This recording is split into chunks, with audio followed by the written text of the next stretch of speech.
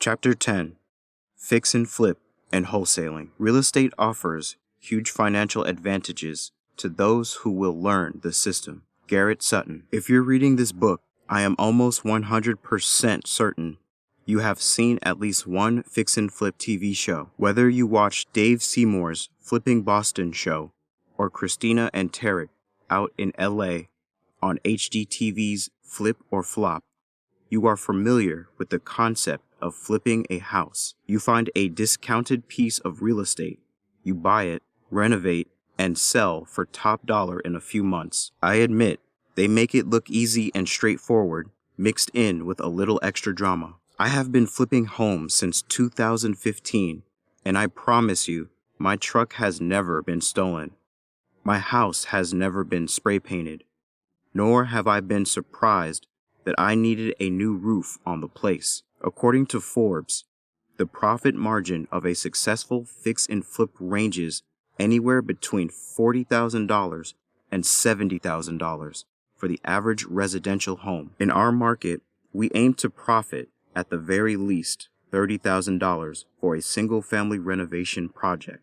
Fix and flipping homes isn't trivial, but with the right mentorship and systems, it can be made simple and very lucrative. The other strategy we will cover in this chapter is wholesaling, which is nothing more than becoming the middleman in real estate transactions. As a wholesaler, you market to motivated home sellers, negotiate a deal and get it under contract, and assign your rights to purchase the house to an investor for a nominal assignment fee. Assignment fees can range from $500 to 5 or 6 figures, depending on the size of the deal. These are both great strategies to build businesses or as even just a small side hustle. I started house flipping as a side hustle since I have a great job in the Air Force that I love, but I wanted to build additional capital to buy more rental properties for passive income. If you are busy, flipping 1 or 2 houses is better than none. It's also a great way to get started in real estate. Adam Grant, in his book Originals, states entrepreneurs who keep their day jobs have 33% lower odds of failure than those who quit their primary job. The decision for me wasn't too risky, as I manage complex projects for a living. However, it still took a leap of faith to put my money where my heart was. Flipping real estate requires one to learn the fundamentals of evaluating home values, estimating construction costs, project management, and overall team building. Our company has grown over the years to where we are on track to execute 15 projects in 2021, managing a virtual team 14 hours away in sunny Panama City, Florida. It will be a learning experience to orchestrate all the different disciplines involved, to go from getting a deal under contract to selling a buyer after renovations. I leverage the same evaluation principles laid out in the previous chapter on single-family investing when it comes to flipping. In my Millionaire Real Estate Success Strategies course, I break the entire process down into 3 simple steps: find, fix, finish. These basic principles are part of every estate deal to include my next story, highlighting one of our fastest selling and most profitable flips ever. $70,000 profit in fewer than 60 days. You always hear people exclaim money isn't essential, or it isn't the most important thing. I agree. If you have enough money and aren't in a distressed situation, it's not most important. If you think about it a little deeper, whenever there is an abundance of anything, we tend to not pay it much attention. Conversely, whenever we operate from a place of necessity or need, our focus and awareness are heightened to do whatever possible to solve the pain point. This principle remains valid in buying and selling real estate too. I saw this firsthand with our purchase of the Palmetto House. Panama City was still recovering from the devastation caused by Hurricane Michael, and the real estate market was in shock from the lack of inventory. At that point in time, we were full steam ahead in our marketing campaign to get more deals under contract and do our small part to help the community rebound. Our most recent contract, the probate house, resulted from our new bandit signs and taking action to place them in strategic locations all over the city. Before we could even close, the seller felt comfortable enough to give us a referral to a friend looking to relocate soon. Referrals are a great way to find deals. This allows you to avoid starting cold with building rapport with the seller. She gave me the couple's phone number and I set the appointment. I showed up at the appointment and I was pulling up to the house and I was like, wow. It had a couple of pieces of loose siding up front, but it was primarily a brick home with vinyl siding features along the front and side of the house. As I approached the front door, I said to myself, this is a $400,000 house with higher holding costs or the costs incurred while owning a property until it's sold. We previously had a renovation project at the same price point in the Mountain Brook area of Birmingham, Alabama. It took 9 months to sell due to a combination of contractor challenges, season change, and being at the top of the market. When you're dealing with a property nearly twice the price of the average home sold in the market, there aren't as many buyers who can afford to purchase the home. Immediately after walking into the spacious living room, I could tell there wasn't much work to be done. We continued to walk through the house, and she explained a little more about the situation and the need to relocate to Salt Lake City, Utah. They needed to be there by early May since her husband had a firm date to start his new job. Unfortunately for them, they had to sell this house before closing on their house in Salt Lake City. There it was. Their primary motivating factor was to sell their home at a discount. Sometimes, sellers aren't as straightforward and motivated, and you must dig and pry to determine the underlying motivation. This was the most important thing to them, but I didn't pick up on it then. Her husband didn't say much during the walkthrough, and I could tell she was taking charge and the primary decision maker.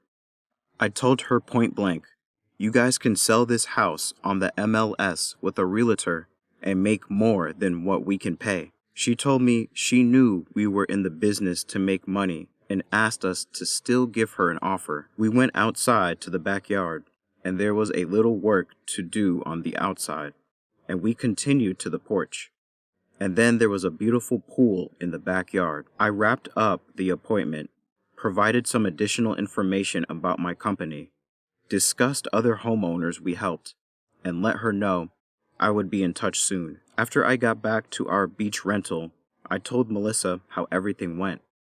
And by that time, after doing a quick assessment, I decided, based on my own limiting belief, that this house was a no-go because they wouldn't accept an offer around 70% of the after repair value. The next step in the deal flow is the follow-up after you have dug into your numbers. So, I went and did my analysis, and everything was coming back with an after repair value of $400,000 to $425,000. Based on that range, we were down in the low $300,000 range with our offer price. I just knew there was no way they would sell for that amount. At that point, I wrote it off and I moved on to something else before even having a follow-up conversation with the seller. During that time, we were living out on 30A, a great stretch of beautiful, sandy beaches tucked inside a quaint little upscale beach community. We were still living there as we waited for our house repairs to be completed. It was toward the end of February 2019, and I could remember sitting in the living room chair, hanging out with the kids, looking out the window when my phone rang. It was her calling me back after waiting for 3 days. I answered the phone. Hey, Johnny. I was just following up to see if you had a chance to do what you need to do and see where your offer was for our house, she said in an excited voice. So, I swallowed and hesitantly responded, I think we're going to end up probably somewhere around $310,000, but I haven't gotten the comparable sales back from my realtor. In a straightforward, matter-of-fact kind of voice, she said, okay, I think we might be able to work with that number and get it done. I hung up the phone and I was floored. I thought The Lord works in mysterious ways, and started working to double-check my numbers to make sure I wasn't overlooking anything. I double-checked the average days to sell in the Panama City, Florida market for all homes, $350,000 to $450,000.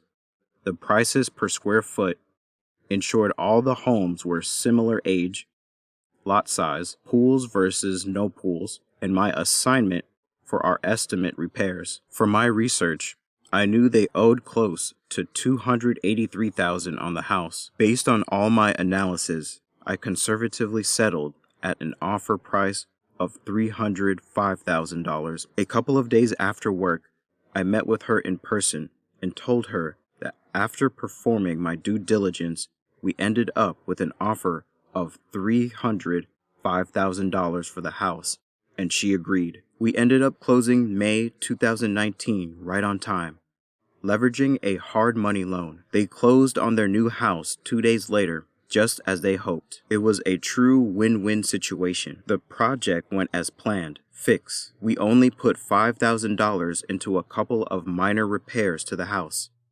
Yes, only $5,000. It was nothing super creative or game-changing that led to the extremely low renovation cost. It signifies how frustrated the homeowner was with managing repairs and ready to be rid of the headache. We repaired the exterior siding along with the front, second-story window and side gables of the two-story house, the back porch screen, touched up the ceiling where there was the water stain, and that was it. I went and bought a floor shine product, and we mopped the hardwood floors ourselves, and that was it. We listed the house for $400,000 in only 2 weeks after making only $5,000 worth of repairs and received an offer from a Facebook ad. The buyer's realtor came back with a full price offer. After receiving the property inspection report, we negotiated and ended up settling at $15,000 off the list price,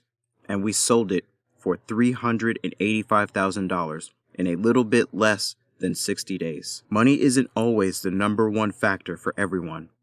I had heard it and read it before, but this confirmed it. Initially, I had limiting beliefs on what someone would sell for and almost talked myself out of one of our most profitable deals to date. They could have easily sold their house for $350,000 to $360,000 by just listing it on the market with any realtor, but they were looking for a set time and the proper timing to get them on with their life in Utah. It taught me to go into every discussion with a homeowner looking to better understand what their challenges are and how we can best serve them and craft a win-win solution for both of us.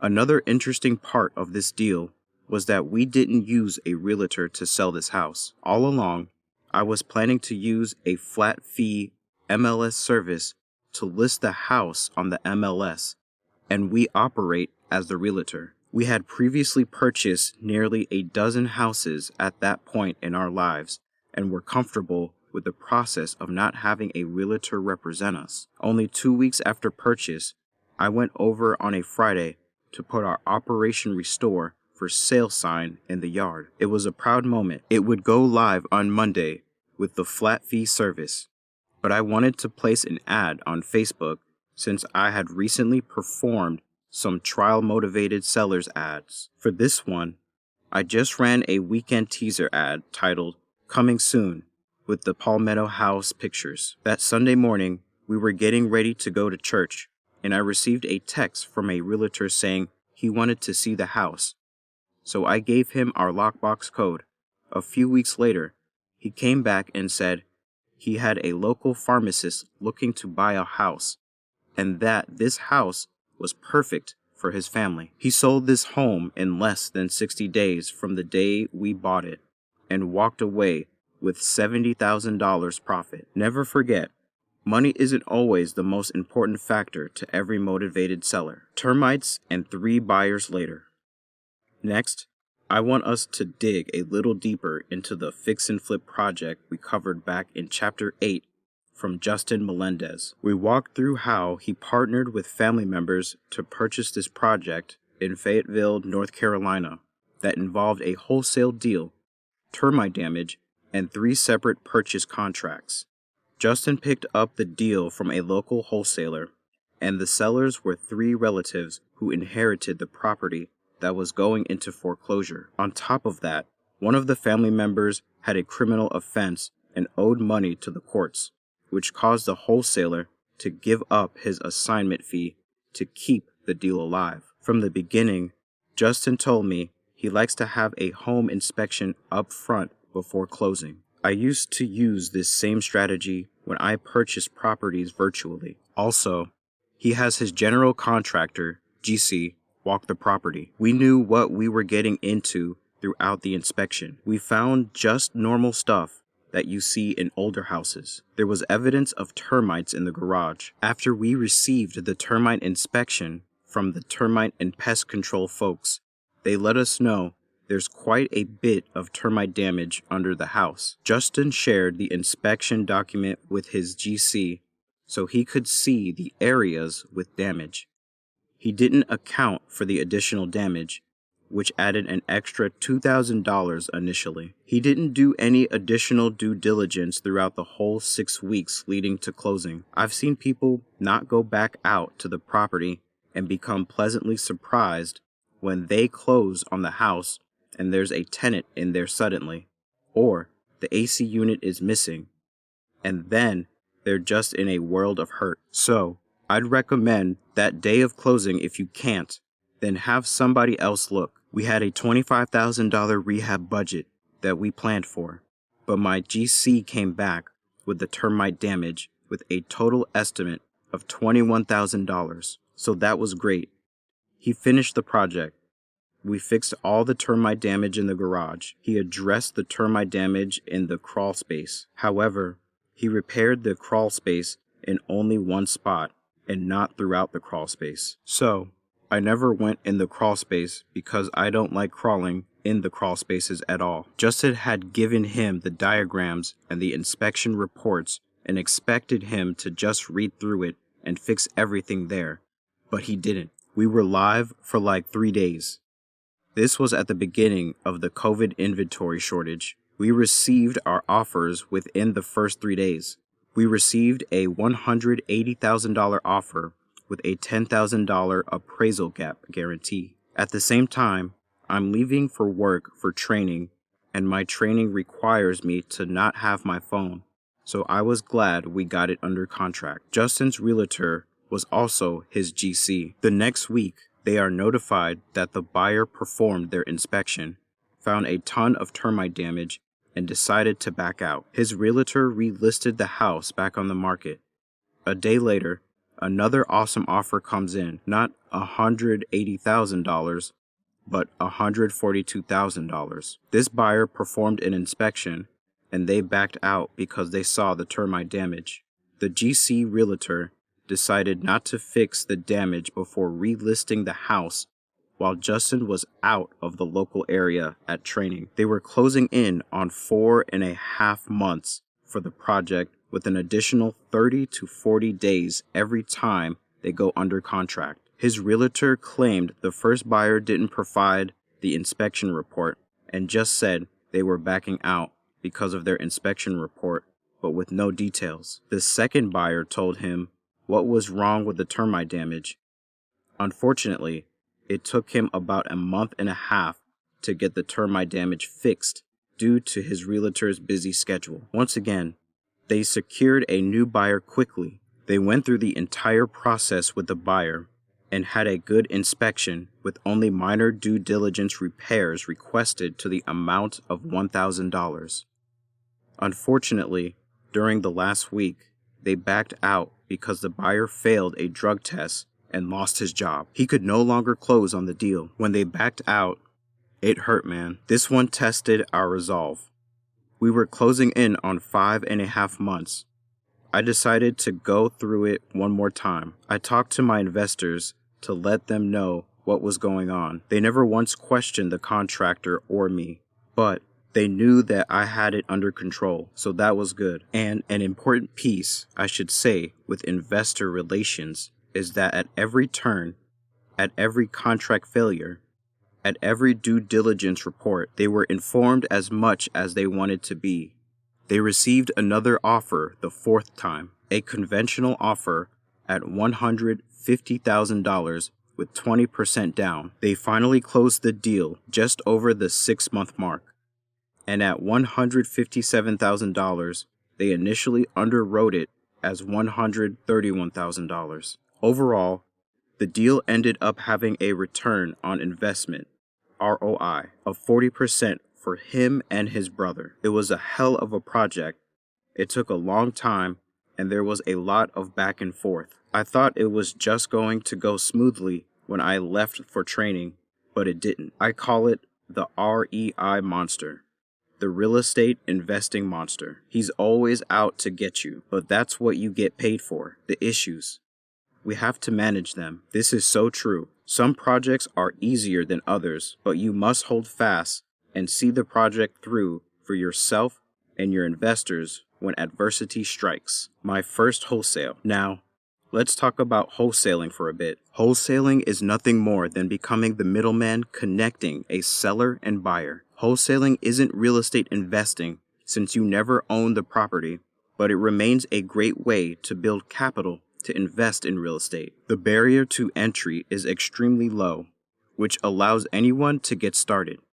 Regardless of where you live, owners are always looking to sell a property as is without using a realtor. Additionally, investors are always in every market looking to buy discounted real estate to add to their portfolio or to flip. To be successful, you must be able to find buyers and understand their buying criteria so you can seek out the right type of deals that meet their requirements while simultaneously seeking out motivated sellers with properties that meet the buyer requirements. Once you find the right property, you essentially go through the same steps of fix and flipping to evaluate the property. After evaluation, you negotiate a fair purchase price that allows you enough room to add your assignment fee while allowing the buyer enough equity to still make a decent profit.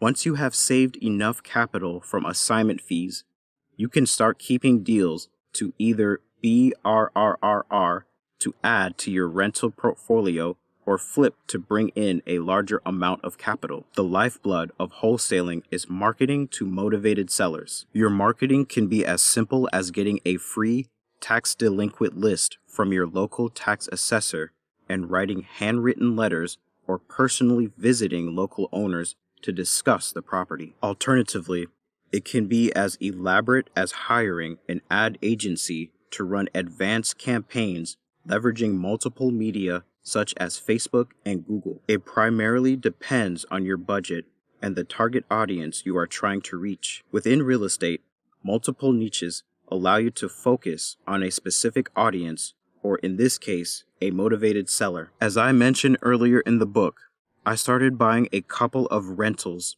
and then transitioned into fix and flips to generate more income. However, upon moving to Panama City, Florida in the summer of 2017, I began to do wholesale deals too. We moved to Panama City, Florida, while finishing up a virtual flip in Birmingham, Alabama. We purchased another foreclosure as a primary residence, and our Birmingham remodeling team came down for a few weeks to do the work since we hadn't established a local team yet. By the time we completed the renovation and had gotten settled in, there were rumblings of a deployment tasking that I was one of a few who were qualified to fill. I hadn't deployed since 2011, so I was overdue for another deployment. We experienced a lot of success virtually flipping in the Birmingham market, and we were ready to finally be in a local market where we could be more hands-on.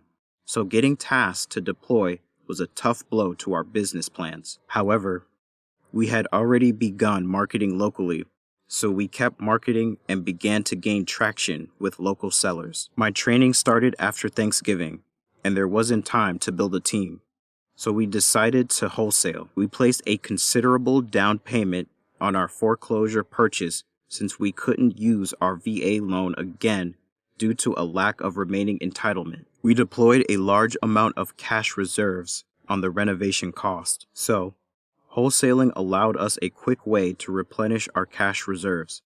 Our first wholesale came from a bandit sign. Bandit signs were a great source of leads in our market, but they were considered a code violation in certain local townships. Make sure you understand your local laws before you start hanging bandit signs all over town. The seller was a local landlord who had just foreclosed on a property he had owner financed years earlier. He didn't want to renovate the property again and was ready to sell. It was in bad shape, but it had potential. I didn't have a network of local cash buyers, but I had recently gone to a local real estate meetup where I met a few investors and realtors with whom I could share my deal. I started to call other wholesalers, investors, with their bandit signs up around the city looking for deals. Doing so, I hit the jackpot. I found a local couple who were looking for deals, and they had a motivated buyer list. We decided to partner, and I agreed to pay them $3,000 for bringing me a buyer. I was able to assign the deal for $11,000 in less than 3 weeks.